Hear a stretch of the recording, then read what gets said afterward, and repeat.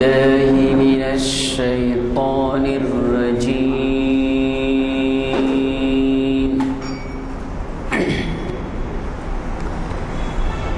بسم الله الرحمن الرحيم.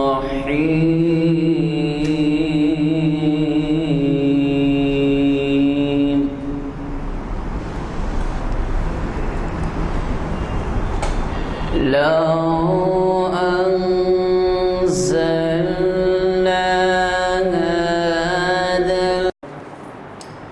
آج جیسے کہ ابھی اعلان کیا گیا جماعت کے بعد ہمارے درمیان آپ کے جانے پہچانے والے ڈاکٹر میر اکبر علی افتخاری صاحب اسلامک اسٹڈیز کے ایک اسکالر ہیں، وہ تشریف فرما ہے اور انہوں نے ہمیں آج کا عنوان دیا ہے عالم اسلام کی موجودہ کیفیت، تاریخ اسلام کے تناظر۔ آپ کو اس کا پتہ ہے کہ ہم ہمیشہ ہی عنوان مختلف پر چھوڑ دیتے ہیں۔ اس کی وجہ یہ ہے کہ وہ حالات حاضرہ کے پس منظر میں عنوان دیتے ہیں۔ یہ آج کی محفل جامع مسجد عالیہ قومی کے کانفرنس ہال میں بعد نماز عصر منعقد ہو رہی ہے اور یہ تاریخ اسلام کی 886ویں نشست ہے اور کانفرنس ہال میں منعقد ہو رہی ہے حزب صالح۔ آج کل کے حالات سے کون ہے جو واقع نہیں ہے؟ عنوان کی اتنی اہمیت ہے کیونکہ عالم اسلام کی موجودہ کیفیت اس کا عنوان اور پھر تاریخ اسلام کے تناظر میں یہ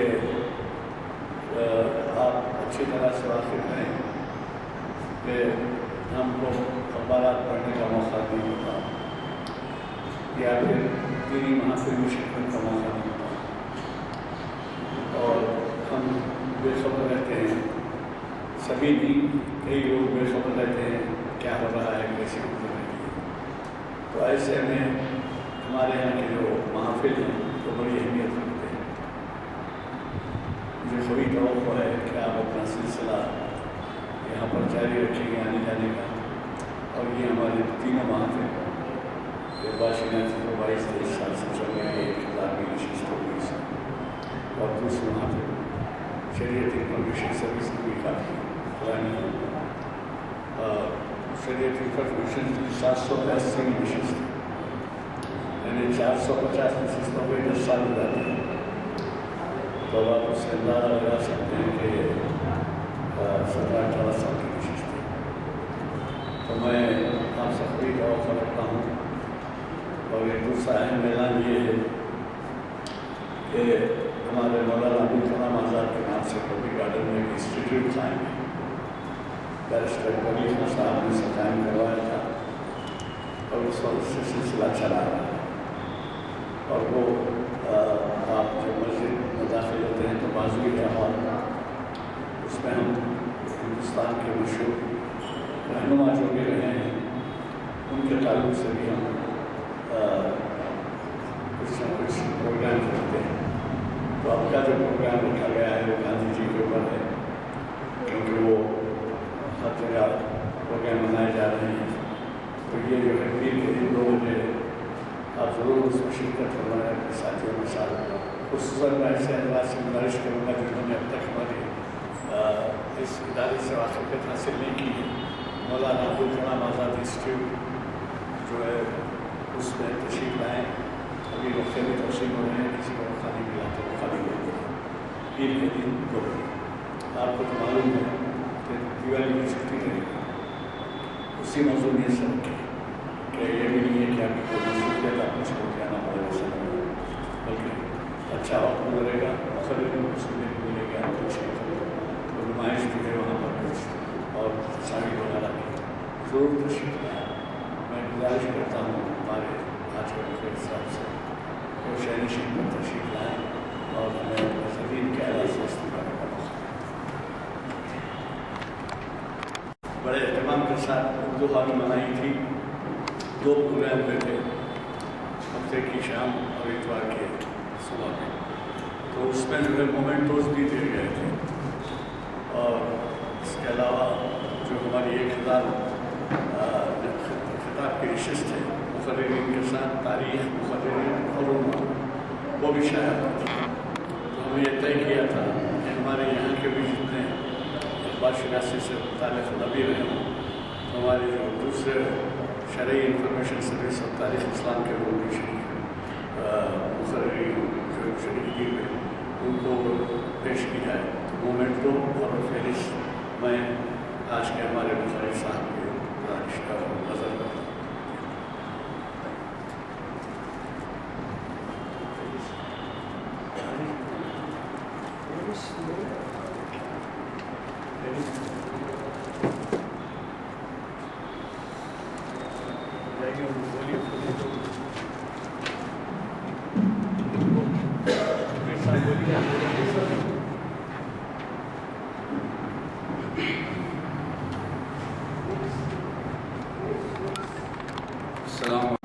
والصلاة والسلام على سيد الأنبياء والمرسلين وعلى آله الطاهرين الطاهرين وأصحابه الأكرمين أجمعين رضوان الله تعالى عليهم أجمعين۔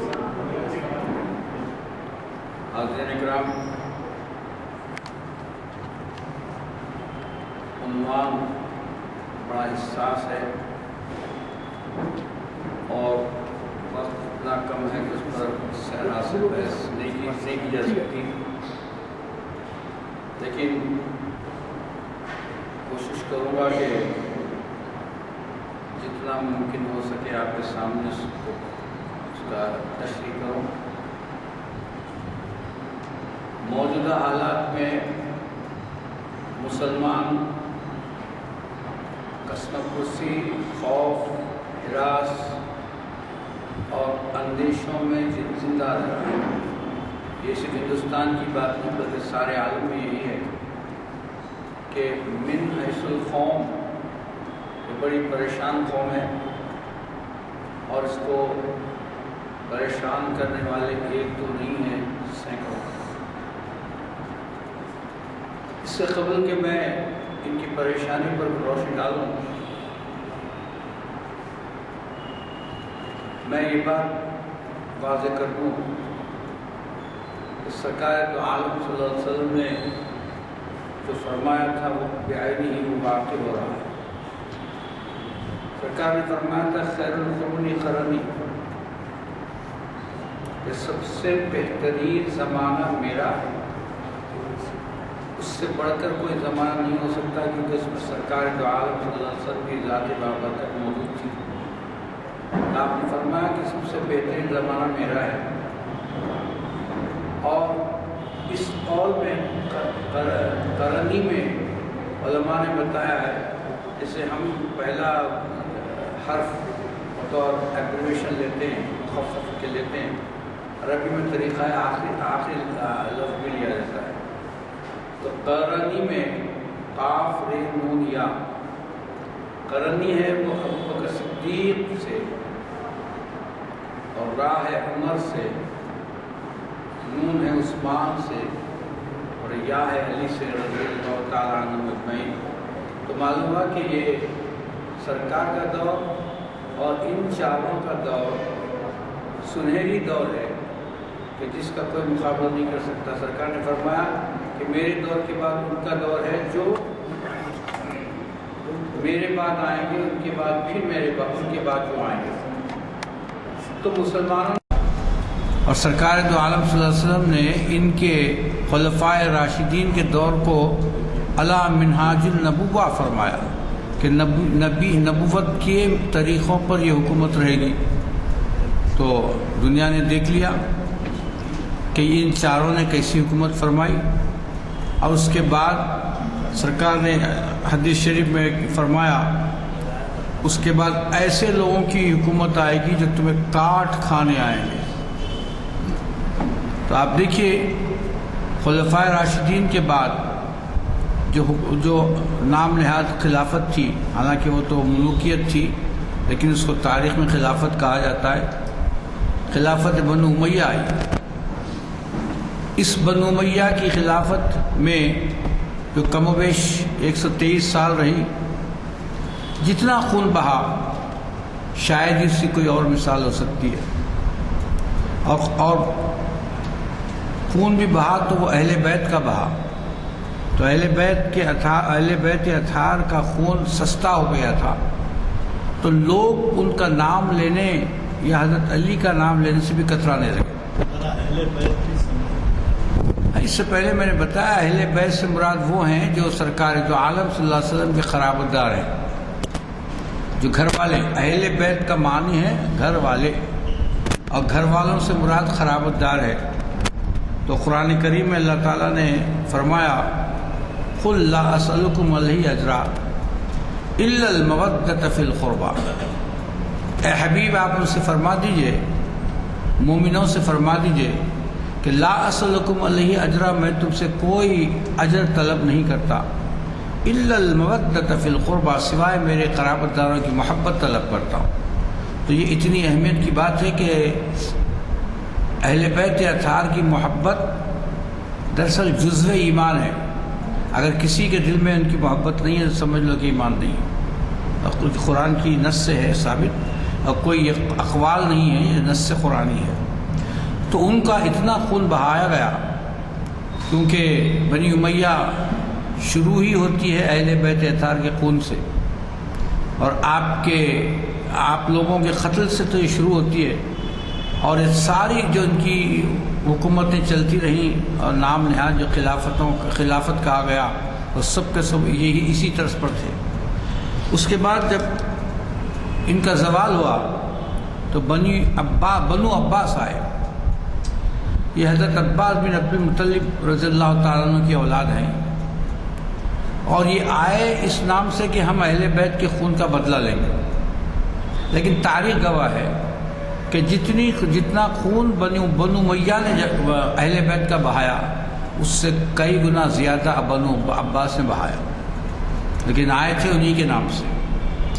اور جب یہ بنو عباس کی حکومتیں کم و بیش 500 سال رہیں ان کی خلافت، اور بڑے عروج کی خلافت تھی، اور اس میں بعض اچھے بھی تھے، جیسے ہارون الرشید، مامون الرشید، ایسے زبردست خلفاء ہیں، لیکن اس کے باوجود یہ ملوکیت سے خالی نہیں ہے، یہ ملوکیت کا نظام ہے۔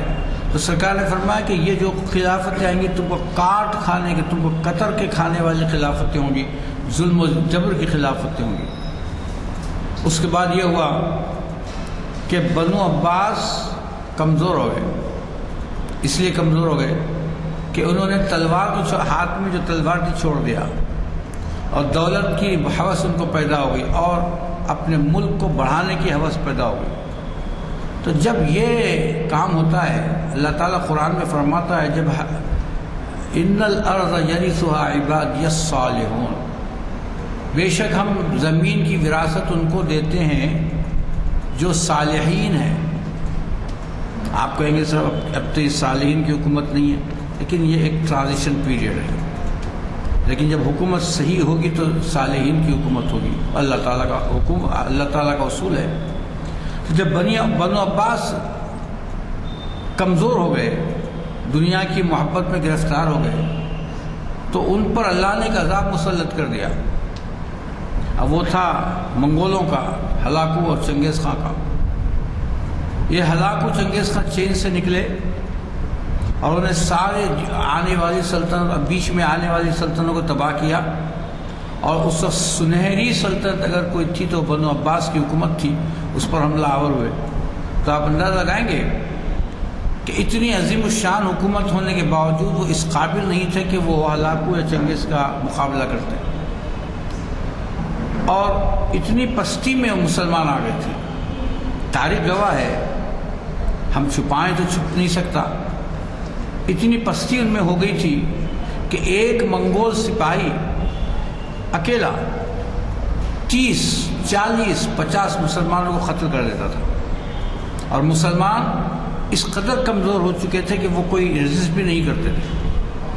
واقعات لکھیں کہ ایک سپاہی، منگول سپاہی جا رہا تھا، اس کے پاس ہتھیار نہیں تھے، اور ایک مسلمانوں کا قافلہ جا رہا تھا، اس کے اندر 25 سے 30 مسلمان تھے. تو اس نے کہا ٹھہرو. وہ ٹھہر گئے. اور کہاں جا رہے ہو؟ مقام بتایا. تو بولے ٹھہرو تمہیں میں قتل کروں گا. تو وہ گھر گیا.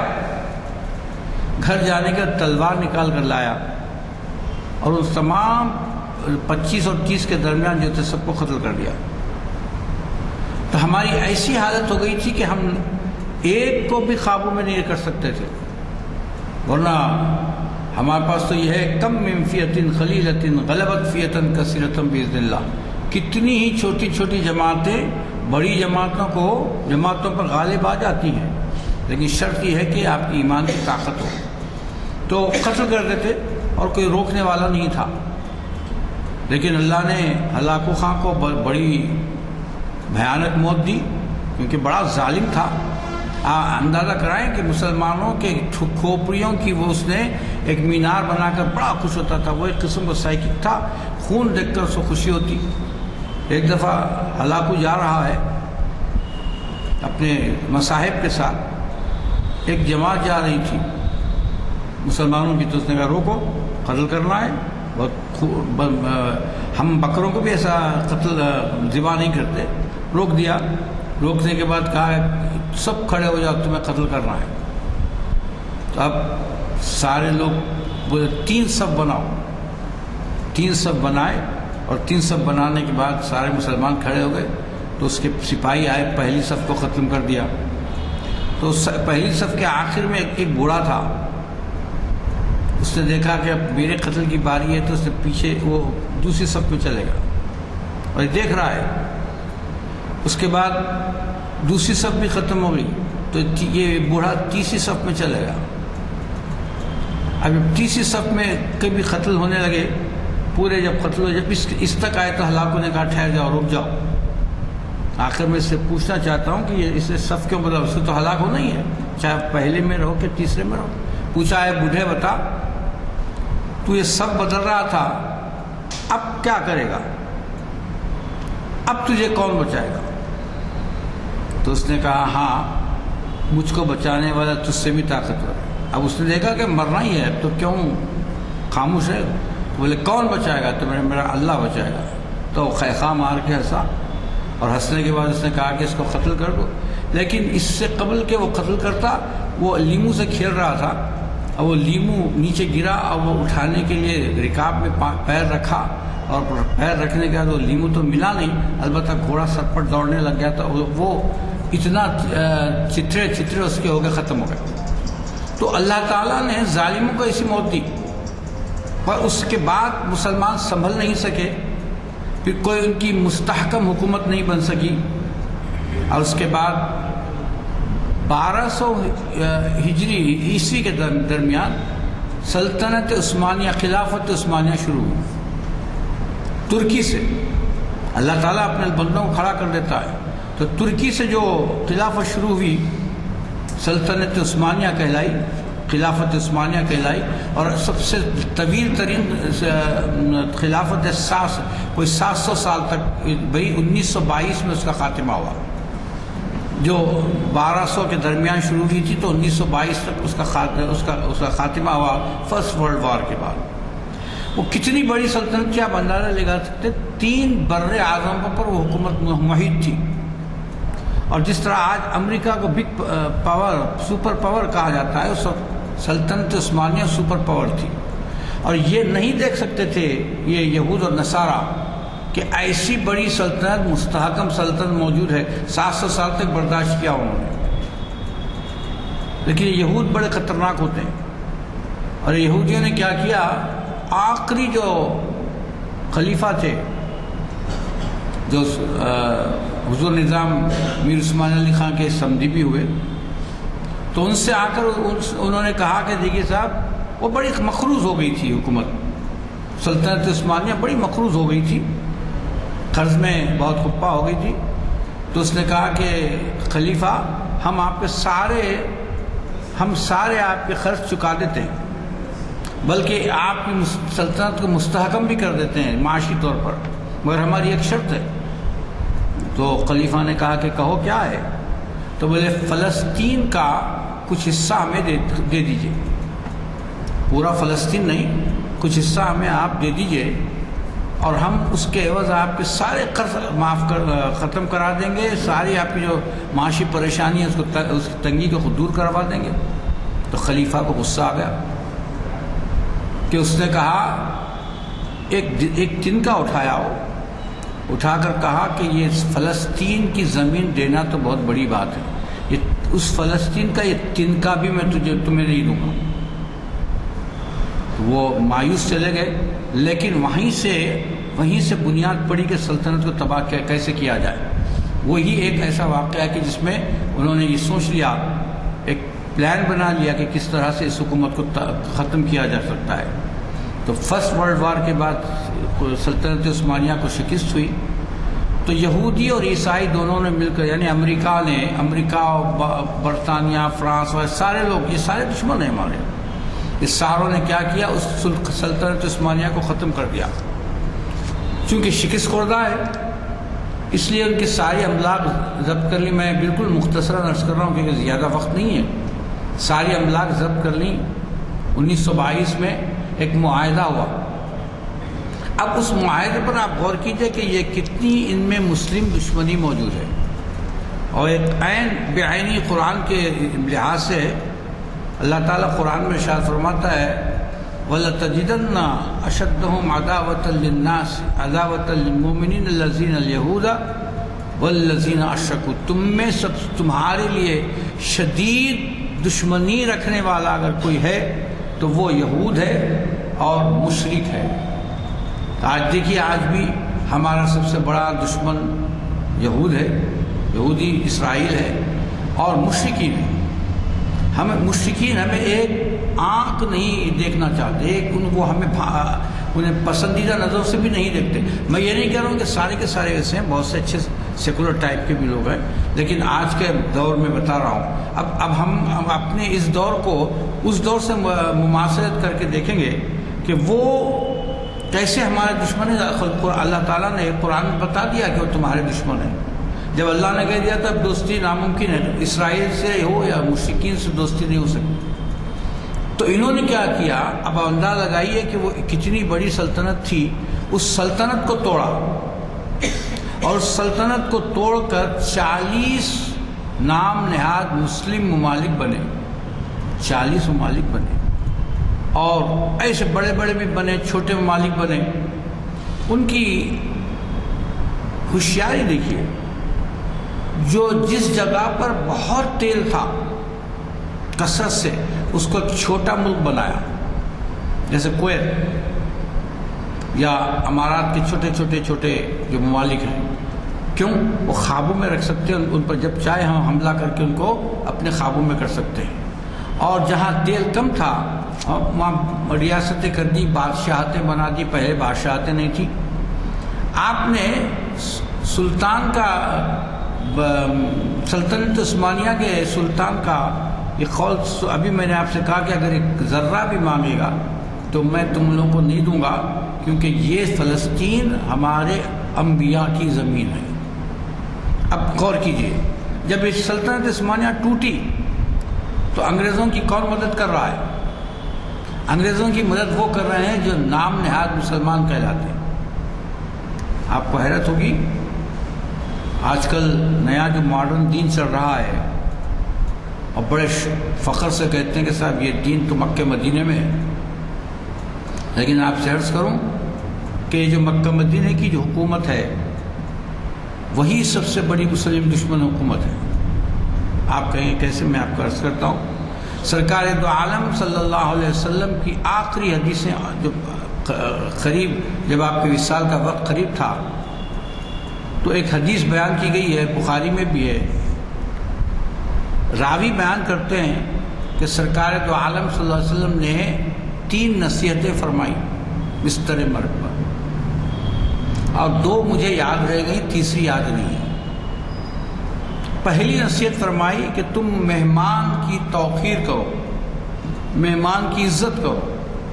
آپ کے پاس جو گھر میں مہمان آئے اس کی توقیر کرو، عزت کرو۔ آج ہمارے پاس مہمان آتے ہیں تو ہمارے ناک بھون چڑھ جاتے ہیں، پریشانی میں مبتلا ہو جاتے ہیں کہ صاحب یہ آ گئے واپس جاتے نہیں یا رہ جائیں گے، پریشان، ہم پریشان ہو جاتے ہیں۔ لیکن ارشاد فرمایا سرکار دو عالم صلی اللہ علیہ وسلم نے کہ مہمان کی توقیر کرو، مہمان کی عزت کرو۔ اور دوسری جو نصیحت فرمائی، راوی فرماتے ہیں آپ نے فرمایا کہ حجاز سے یہودی اور نصارہ کو نکال دو، حجاز سے یہودی اور نصارہ کو نکال دو۔ اب آپ دیکھیے یہ جو نام نہاد سعودی عربیہ ہے، یہ کسی کے باپ کی زمین نہیں ہے، نہ یہ ملک کسی نے بنایا تھا، اس کا اصل نام حجاز ہے۔ اور یہ اصل نام جو حجاز ہے وہ سرکار دو عالم صلی اللہ علیہ وسلم کی حدیث کے مطابق ہے۔ تو سرکار دو عالم صلی اللہ علیہ وسلم کی حدیث مبارکہ میں یہ تھا کہ اس حجاز سے، یعنی جو آج جو نام نہاد سعودی عرب ہے، اس حجاز سے یہودی اور عیسائیوں کو بالکل بے دخل کر دو، باہر کر دو۔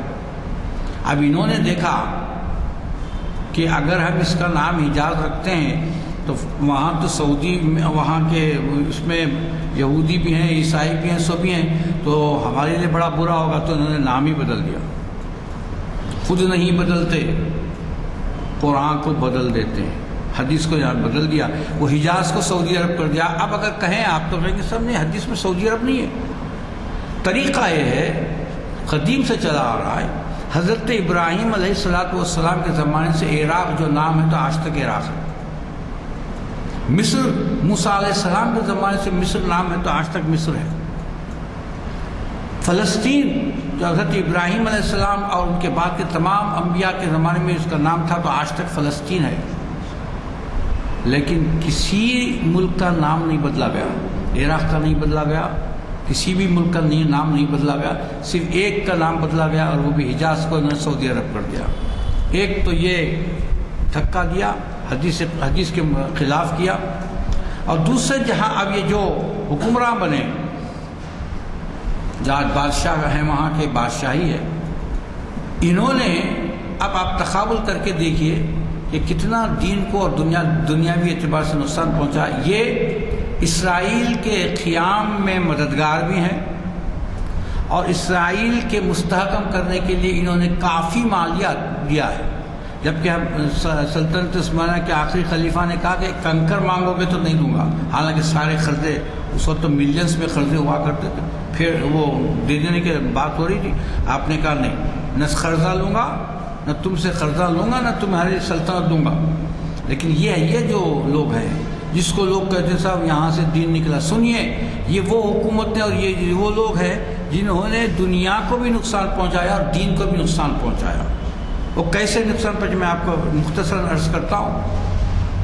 یہ یہودی اور نصارہ نے دیکھا کہ صاحب ایسی بڑی سلطنت ہے، سلطنت عثمانیہ اتنی بڑی سلطنت ہے، اور اس سلطنت کو توڑنا آسان نہیں۔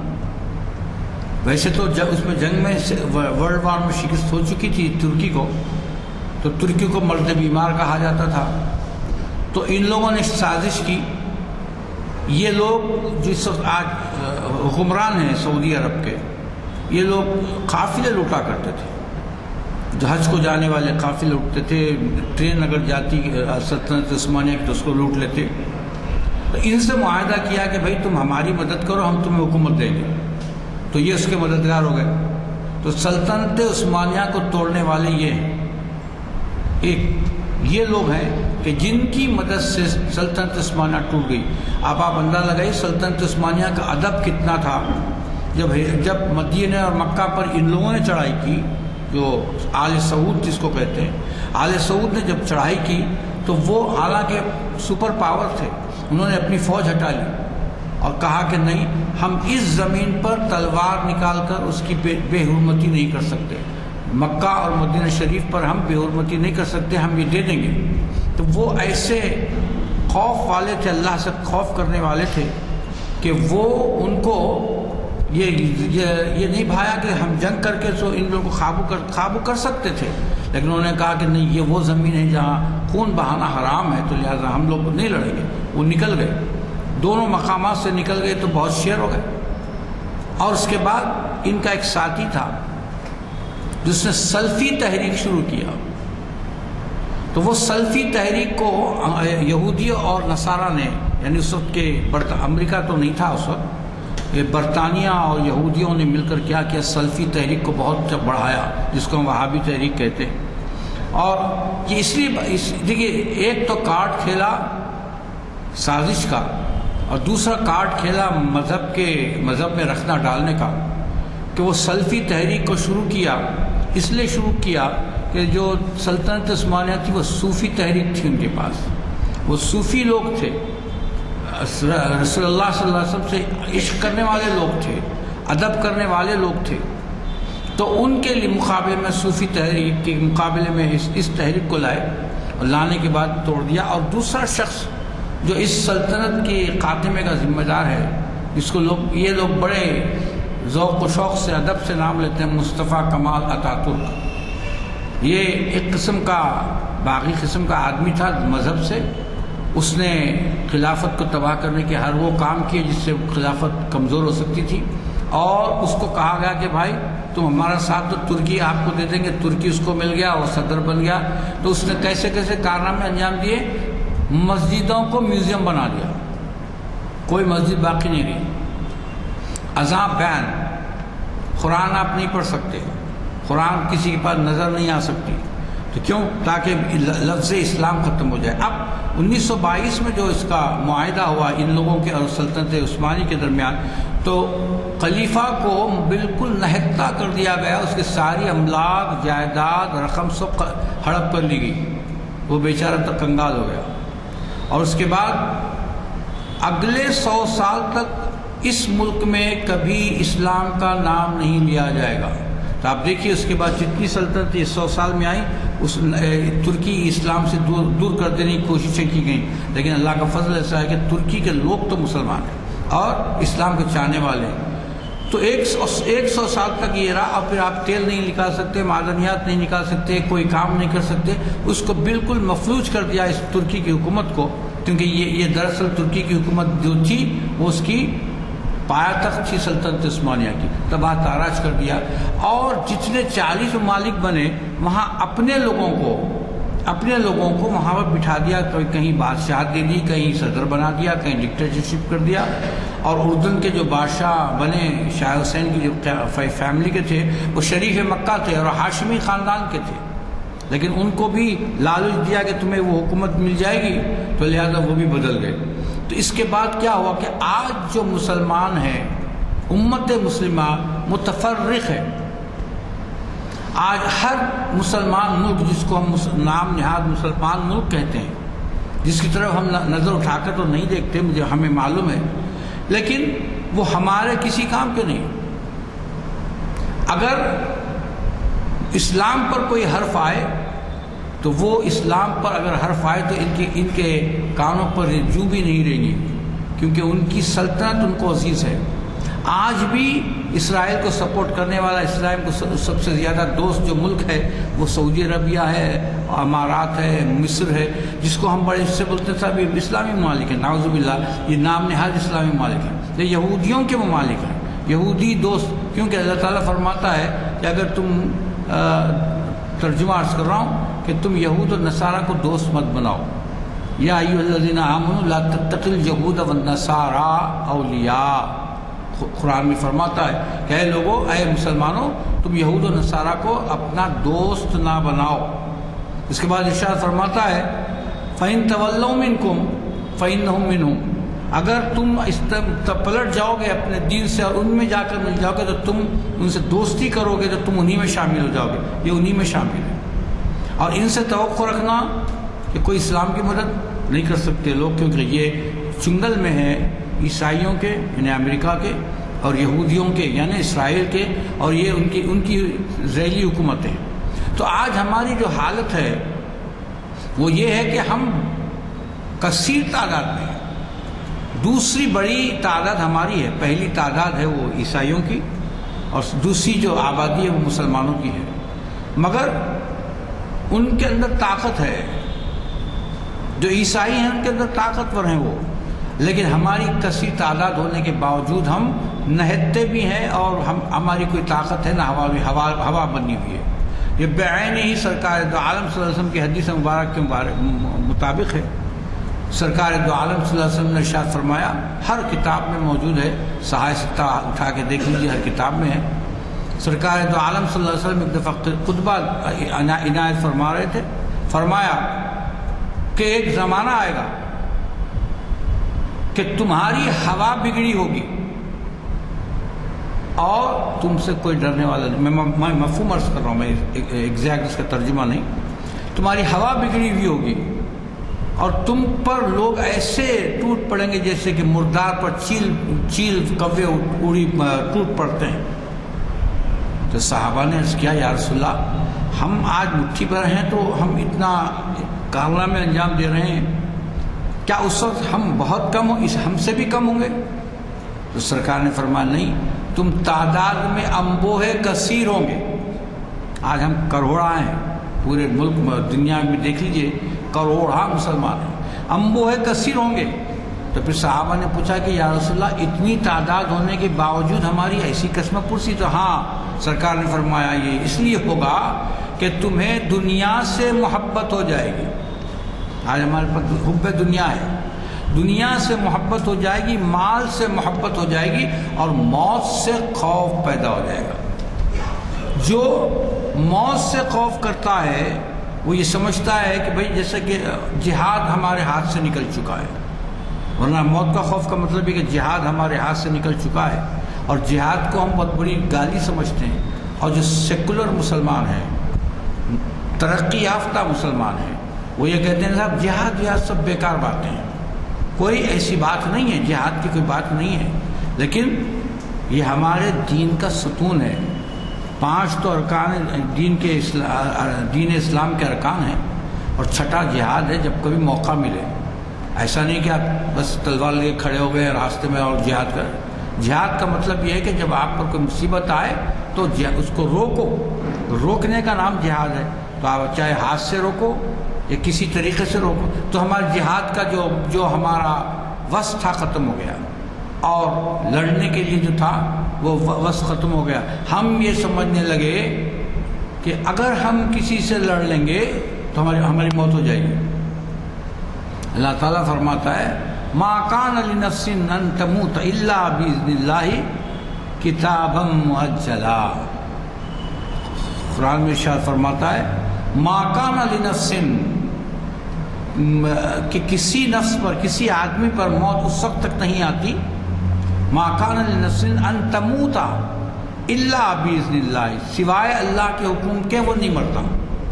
تو آپ جہاد میں جا کے لڑیں، اگر آپ یہ سمجھیں کہ صاحب میں جہاد میں جا کے لڑوں گا تو میں مر جاؤں گا، نہیں مرتے۔ کیوں؟ جب تک کہ اللہ کا حکم نہ ہو، مرنے کا وقت نہ آئے، مرتے نہیں۔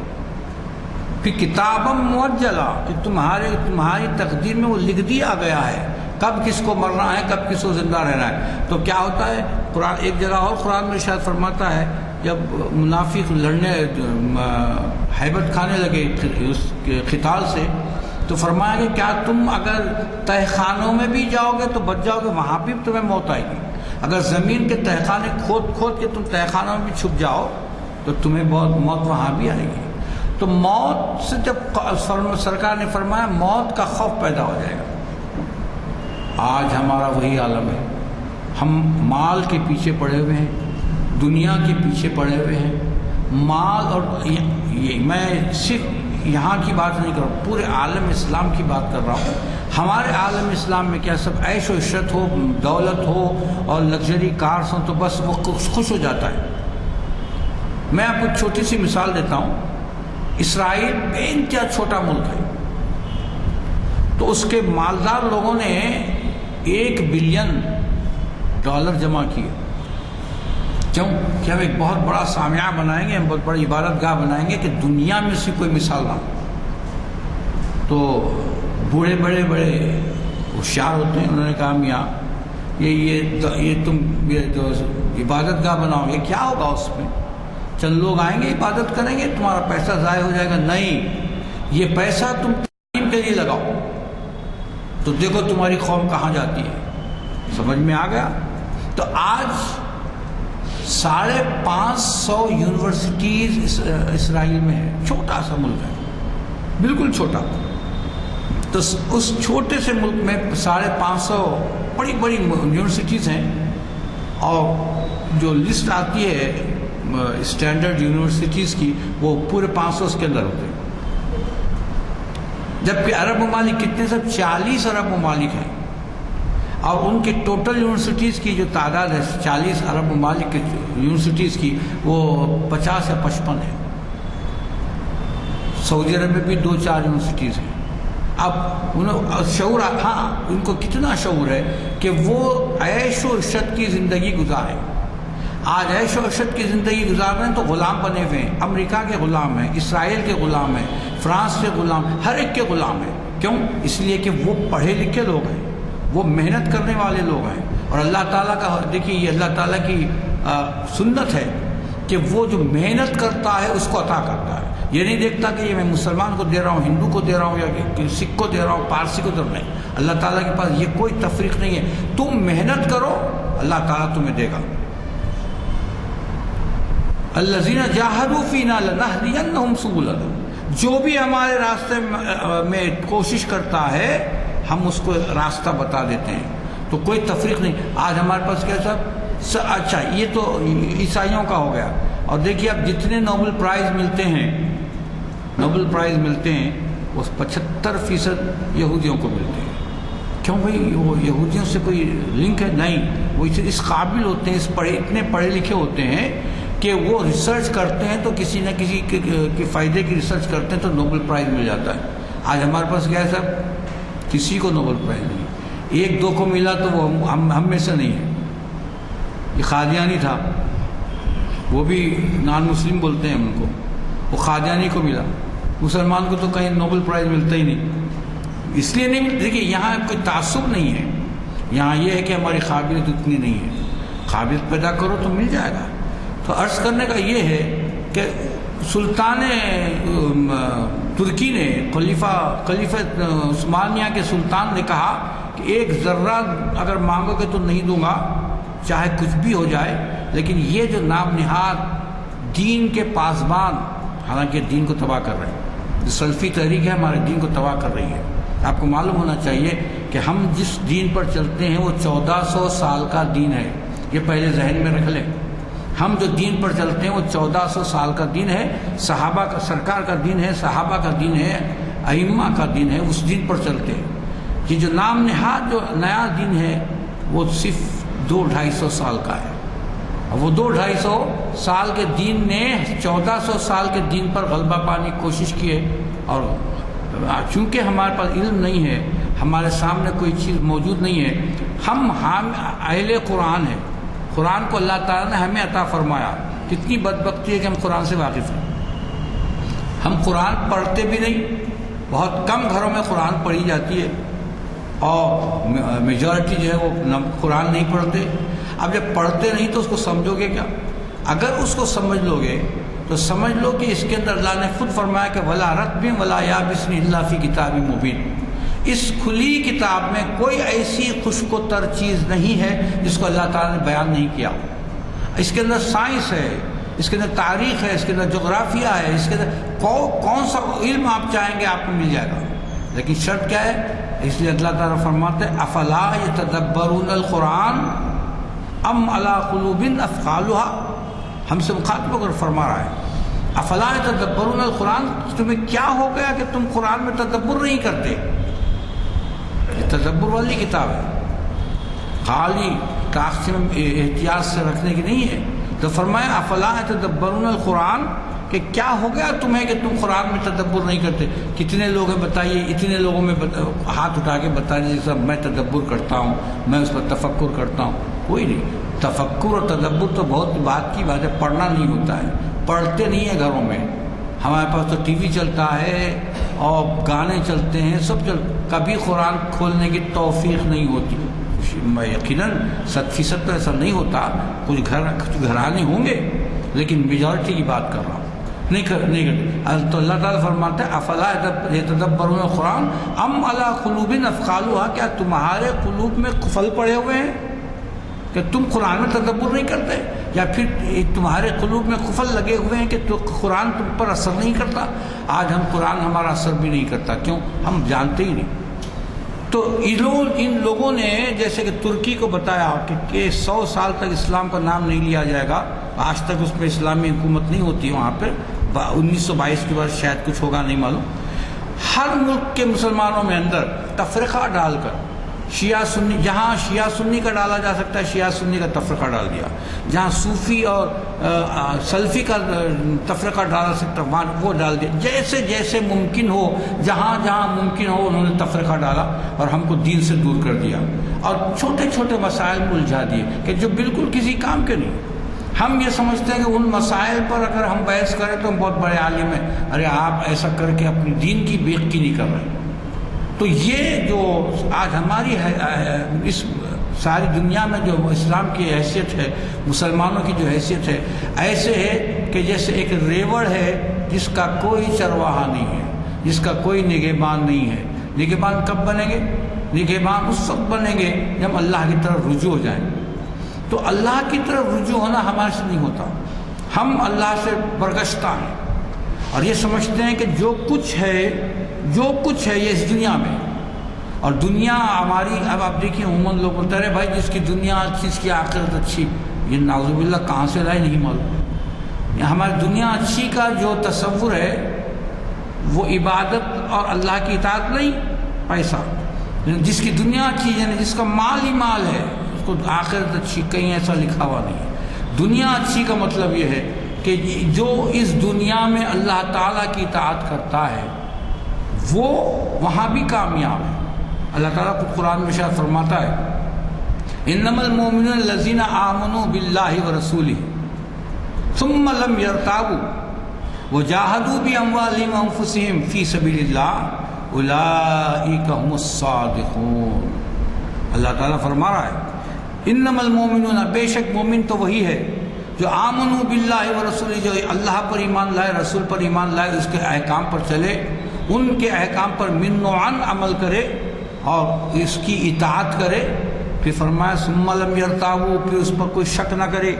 آج کل ہمارے پاس جو ہمارے احکام ہیں، ہمارے نوجوان خصوصاً، کیونکہ آج کل وہ تو وکیپیڈیا کے وہ فلاں اس کے غلام بنے ہوئے ہیں اور وہ سمجھتے ہیں جو کچھ اس میں لکھا ہے یہی حق ہے، حالانکہ حق تو وہ ہے جو قرآن میں ہے۔ تو وہ پڑھ کر ہم سے سوالات کرتے ہیں ایسے کہ جس سے سازش کی بو آتی ہے۔ فرمایا ثم لم یرتابوا، پھر اللہ کے احکام میں شک بھی نہیں کرتے، ایمان بھی لاتے ہیں، شک بھی نہیں کرتے، اور فرمایا وجاہدوا باموالہم وانفسہم، اور اللہ کی راہ میں جہاد کرتے ہیں اپنے مالوں سے اور اپنی جانوں سے۔ ہمارے دیکھیے آج کی مسلمان قوم میں یہ ساری چیزیں ختم ہو گئی۔ ہم مسلمان ہیں تو باپ دادا کی وجہ سے، چونکہ ہمارے پردادا مسلمان تھے، پھر ان کے باپ دادا مسلمان تھے، پھر والد مسلمان ہیں، تو ہم بھی مسلمان ہیں۔ اسلام کی تو حلاوت ہمیں معلوم ہی نہیں ہے۔ اور ایمان، ارے ایمان کیا تھا؟ مسلمان گھر میں ہوں گے بس ایمان والے ہو گئے۔ تو آمنوا باللہ ورسولہ کہاں ہے؟ نہ رسول سے واقف ہے، نہ اللہ سے واقف ہے، نہ اللہ کی کتاب سے واقف ہے، نہ اللہ کے احکام سے واقف ہے۔ پھر ذری بات پر ہم شک کرتے ہیں، سب یہ لکھا ہوا ہے تو کیوں ہے، یہ ایسا کس لیے ہے؟ اور میں جب نوجوانوں سے بات کی تو انہوں نے کہا دیکھو مولوی صاحب آپ سے تو اچھے وہ سلفی ہے، اچھا بٹھا کے سمجھاتے ہیں، میاں وہ اچھا بٹھا کے سمجھاتے ہیں، ان کا کام ہی بھٹکانا ہے، ہمارا کام بھٹکانا نہیں ہے، ہم سیدھا بول دیتے ہیں۔ تو شک بھرے سوالات وہ کرتے ہیں، اور وہ یہ لڑکے بھی ہم سے یہ چاہتے ہیں کہ جو شک بھرے سوالات کریں ہم بھی ان کو سلفیوں کی طرح سمجھائیں۔ اتنا تو نہیں ہے کیونکہ ان کی ٹریننگ ہوتی ہے۔ تو آج ہم دین سے برگشتہ ہیں، اللہ اور رسول سے برگشتہ ہیں۔ تو آج کیا ہوا، سرکار دو عالم صلی اللہ علیہ وسلم کی حدیث مبارکہ کے مطابق ہم انبوہ کثیر میں ہیں لیکن ہماری ہوا نہیں ہے۔ پھر اب کیسے ہوگا؟ حدیث میں جو شروع میں نے حدیث آپ کے سامنے مفہوم بتایا تھا، سرکار نے فرمایا کہ کاٹ کھانے والوں کی حکومت ہوگی، اس کے بعد ایک زمانہ ہوگا جہاں پر تم لوگوں کے غلام بنو گے، اور فرمایا اس کے بعد پھر خلافت آئے گی جو منہاج النبوہ پر ہوگی۔ تبھی اب وہ خلافت آئے گی، ہم رہیں گے نہ رہیں نہیں معلوم، وہ کب آئے گی تو اس کا اندازہ نہیں ہے وہ زمان۔ اسی لیے اللہ تعالیٰ فرماتا ہے دیکھو کبھی شکست ہوتی ہے، کبھی فتح ہوتی ہے، کبھی عروج ہوتا ہے، کبھی زوال ہوتا ہے، اور یہ قوموں میں ہوتا ہے تلک الایام نداولها بین الناس۔ یہ وہ دن ہے، قرآن میں ہے، میں باہر سے کوئی چیز نہیں بتا رہا ہوں. تلک الایام نداولها بین الناس، یہ ایام ہے جو ہم پھراتے ہیں لوگوں میں. آج کسی کو عروج ہے تو کل زوال ہوگا. عروج میں یہ نہ سمجھے کہ صاحب مجھے جو عروج ہے تو عروج ہمیشہ رہے گا، نہیں، زوال ہوگا. اور جس کو زوال ہے وہ عروج اس کو حاصل ہوگا. تو تلک الایام نداولها بین الناس، یہ وہ دن ہے جو پلٹتے ہیں، لیکن پلٹنے کے لیے شرط ہے. اللہ تعالیٰ قرآن میں ارشاد فرماتا ہے وَلَا تَهِنُوا وَلَا تَحْزَنُوا وَأَنْتُمُ الْأَعْلَوْنَ إِن كُنتُم مُؤْمِنِينَ. تم پست ہمت مت ہو جاؤ. وَلَا تَهِنُوا، پست ہمت مت ہو جاؤ. وَلَا تَحْزَنُوا، اور غمگین بھی مت ہو. ان حالات پر نہ تم پست ہمت ہو نہ غمگین ہو، بلکہ اللہ تعالیٰ کی طرف دیکھو. وَلَا تَهِنُوا وَلَا تَحْزَنُوا وَأَنْتُمُ الْأَعْلَوْنَ، اور تم ہی ہو جو سب میں اعلیٰ ہوگے، سب میں برتر ہوگے. مگر ایک شرط لگا دی، ایک شرط لگا دی، ان کنتم مومنین، اس حال میں کہ تم مومن بن جاؤ. ہم مومن کہاں ہیں؟ مومن کہاں ہیں؟ مومن اگر ہو جائیں گے تو پھر نہ ہمیں غم ہوگا، نہ ہم پست ہمت ہوں گے، نہ ہمیں کوئی پریشانی ہوگی، اور نہ کوئی ہم کسی سے دبیں گے. ہم اللہ تعالیٰ ہمیں اعلیٰ ترین مرتبے پر رکھے گا. تو آج کی جو قوم کی کیفیت ہے وہ یہی ہے کہ ہم ایک کوما کی کیفیت میں ہیں.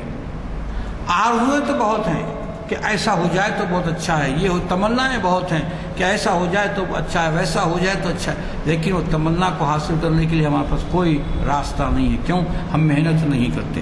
جب تک کہ محنت نہیں کریں گے، اللہ کی طرف نہیں آئیں گے. لیکن سب کا ملجا و ماوا اللہ ہے. جو بھی اللہ کی طرف آتا ہے اللہ سے مدد کرتا ہے. جب تک ہم اللہ تعالیٰ کی طرف نہیں آئیں گے اس وقت تک ہم اعلیٰ نہیں بن سکتے اور یہ کوما کی کیفیت میں نکل نہیں سکتے. تو شروع سے میں نے آپ کو سرسری طور پر بتایا کہ ہم کو کیسے عروج ہوا، پھر کیسے زوال ہوا، پھر کیسے عروج ہوا، اب پھر زوال کی کیفیت میں ہے، کوما کی کیفیت میں ہے. اور دعا کرتا ہوں کہ اللہ تعالیٰ ہمیں اس زوال کی کیفیت سے، کوما کی کیفیت سے نکالے، اور اللہ اے پروردگار تو ہمیں اپنی طرف رجوع فرما لے اور ہمارے دلوں کو اس طرح پلٹ دے کہ ہم تیری طرف رجوع ہو جائیں. کچھ بھی ہو، دیکھیے صاحب، مسلمان کا کام یہ ہوتا ہے، ایک پکے مسلمان کا کام یہ ہوتا ہے، ہر چیز بری اچھی ہر چیز اللہ کی طرف سے ہوتی ہے اور کوئی ہمارا کرنے والا نہیں ہے. ربنا تقبل منا انک انت السمیع العلیم وتب علینا انک انت التواب الرحیم. صلی اللہ تعالی علی خیر خلق محمد و آلہ و صحبہ اجمعین والحمد للہ رب العالمین.